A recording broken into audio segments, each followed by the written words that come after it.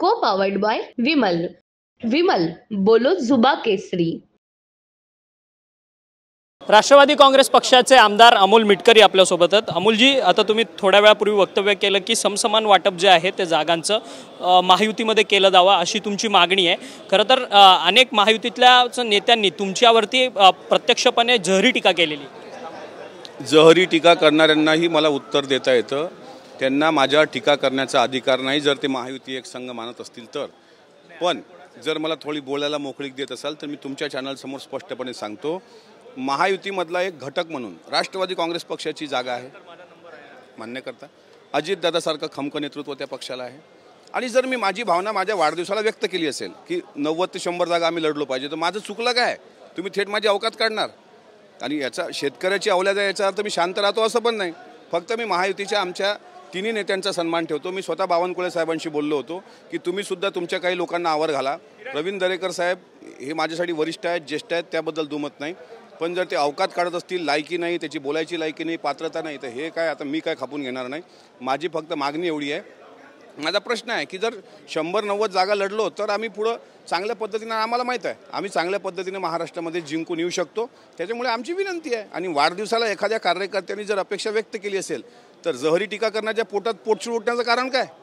पण तुम्ही जी वक्तव्य करताय त्या वक्तव्याच्या संदर्भात तुम्हाला पक्षांतर्गत सुद्धा दबाव आहे का? ज्या पद्धतीने तुमच्या पक्षाचेच प्रदेशाध्यक्ष म्हणतात की आम्ही अमोल मिटकरींना समज देऊ म्हणून.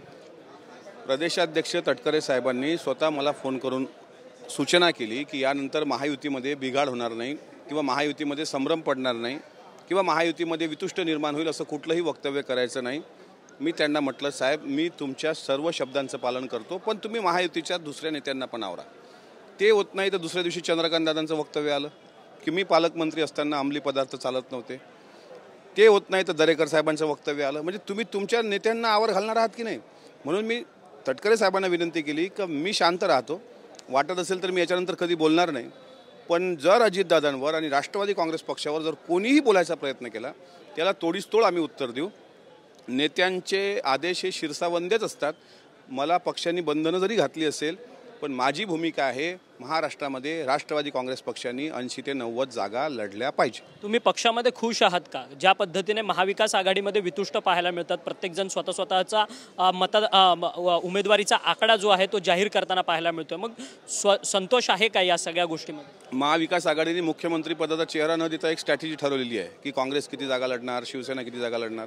तसं महायुतीमध्ये अजूनही होताना दिसत नाही. आमचं म्हणणं आहे की एक स्ट्रॅटेजी ठरवा, तो प्लॅन ठरवा आणि सांगा ना की तुम्ही 20 जागेच्या वर लढणार नाही. म्हणजे ते एकदा क्लिअर तर होऊ देत ना. म्हणजे आम्हाला असं वाटतं की ह्या गोष्टी तुम्ही संभ्रमात ठेवताय आणि मग काही बोलायला कोणी नाही तर मग थेट माझ्या अगदी परिवारावर उलटता, अगदी अवकात काढता. तर हे काय आम्ही पण खपून घेणार नाही. मी तरी महायुतीच्या दोन्ही पक्षातल्या नेत्यांच्या वक्तव्यावर अत्यंत म्हणजे मला पण तेवढं शेवटी साहजिक आहे, मी विदर्भाचा आहे, शेतकरी आहे, मला चीड येणं साहजिक आहे. पण मी अजितदादांकडे पाहून शांत बसतो. नाराज आहात का या सगळ्या गोष्टी? तुम्ही म्हणजे मी की पक्ष? मी नाराजच आहे. माझ्या चेहऱ्यावरून वाटत नाही का नाराज? मी पेढा खाल्ला म्हणजे खुश आहे असं नाही होय. नाराज असण्याचं कारण असं आहे की ज्या पद्धतीनं दोन्ही गटाकडून टीका टिप्पणी होते. ऑर्गनायझरनं सुरुवात केली, आम्ही काय बोललो का? तटकरे साहेबांनी सांगितलं काय बोलू नका, आम्ही नाही बोललो. त्याच्यानंतर एक उठला का एक जर बोलत असेल, भारतीय जनता पार्टीच्या कोर कमिटीमध्ये सुद्धा पुण्याला खापर राष्ट्रवादीलाच फोडला गेला. मग आमच्या प्रश्नाची उत्तरं तर द्या ना. आमच्या 4 सीट गेल्या कशा? अजितदादामुळं फायदा झाला महायुतीचा, हे कोणी नाकारू शकत नाही. एका यूट्यूब चॅनलने त्यावर सुद्धा एक शो बनवला. आणि आमचं म्हणणं असं आहे की जर राष्ट्रवादीचा महायुतीमध्ये फायदा झाला असेल तर तुमचा कुठं फायदा झाला तर नाहीच, पण जर आम्ही बोलत असू तर शांततेनं घ्या ना बाबा.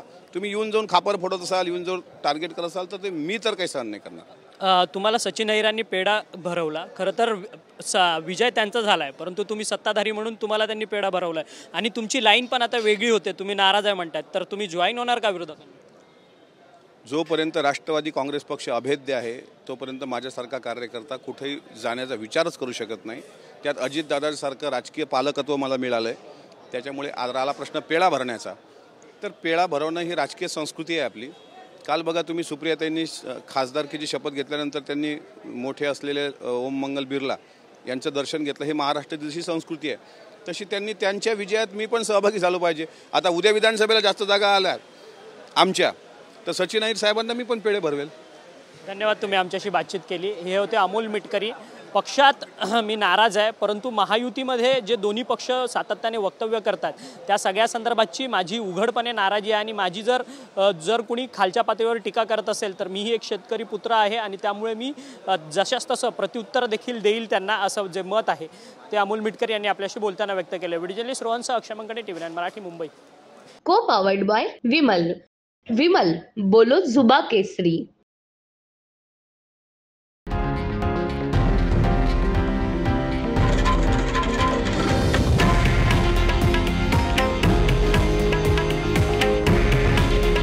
हे आहे देशातील नंबर 1 न्यूज नेटवर्क आणि आपण पाहत आहात TV9 मराठी. काळजी तुमची, हित महाराष्ट्राचं.